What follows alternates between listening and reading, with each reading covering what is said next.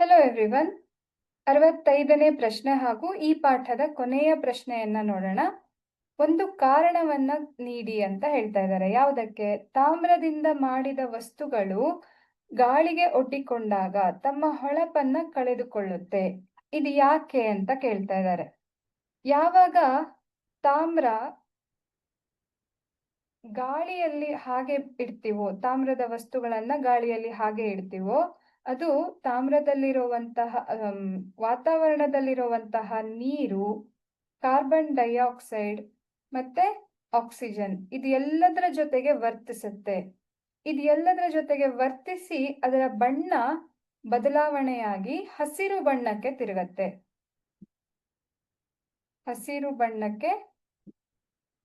ಹಸಿರು ಬಣ್ಣದ ಒಂದು ಪದರ ತಾಮ್ರದ ಮೇಲೆ ಉಂಟಾಗ್ತಾ ಹೋಗತ್ತೆ. ಇದರಿಂದಾಗಿ ತಾಮ್ರ ಏನ್ ಮಾಡತ್ತೆ?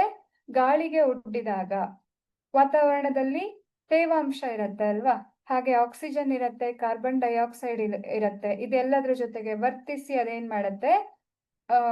ತಾಮ್ರದ ಮೇಲೆ ಒಂದು ಹಸಿರು ಬಣ್ಣದ ಪದರ ಉಂಟಾಗತ್ತೆ. ಇದರಿಂದಾಗಿ ತಾಮ್ರ ತನ್ನ ಹೊಳಪನ್ನ ಕಳೆದುಕೊಳ್ಳತ್ತೆ ಸ್ವಲ್ಪ ದಿನ ಹಾಗೆ ಬಿಟ್ಟಾಗ. ಆಯ್ತಾ? ಇದು ಮೊದಲನೇ ಪ್ರಶ್ನೆಗೆ ಉತ್ತರ ಆಗಿದೆ. ಎರಡನೆಯದು, ತಾಮ್ರದ ಸಲ್ಫೇಟ್ ದ್ರಾವಣದಲ್ಲಿ ಇರಿಸಲಾದ ಕಬ್ಬಿಣದ ಉಗುರು ನಿಧಾನವಾಗಿ ಕಂದು ಬಣ್ಣಕ್ಕೆ ತಿರುಗುತ್ತದೆ. ಇಲ್ಲಿ ಏನಾಗ್ತಾ ಇರತ್ತೆ ಅಂದ್ರೆ, ತಾಮ್ರದ ಸಲ್ಫೇಟ್ ದ್ರಾವಣ, ಇದರಲ್ಲಿ ಕಬ್ಬಿಣದ ಮೊಳೆ, ಉಗುರು ಅಲ್ಲ ಮೊಳೆಯನ್ನ ಅದ್ದಿ ಇಟ್ಟಾಗ ಇಲ್ಲಿ ತಾಮ್ರದ ಸ್ಥಾನಪಲ್ಲಟವನ್ನ ನಾವು ನೋಡಬಹುದು ಮಕ್ಕಳೇ. ತಾಮ್ರದ ಸ್ಥಾನಪಲ್ಲಟ ಆಗಿ ಎಫಿ ಅದರ ಜಾಗದಲ್ಲಿ ಹೋಗಿ ಕುತ್ಕೊಳ್ಳತ್ತೆ. ಅಲ್ಲಿ ತಾಮ್ರ ಹಾಗೆ ಉಳ್ಕೊಂಡಿರತ್ತಲ್ವಾ, ಅದು ಕಬ್ಬಿಣದ ಮೊಳೆಯ ಮೇಲೆ ಶೇಖರಣೆ ಆಗತ್ತೆ.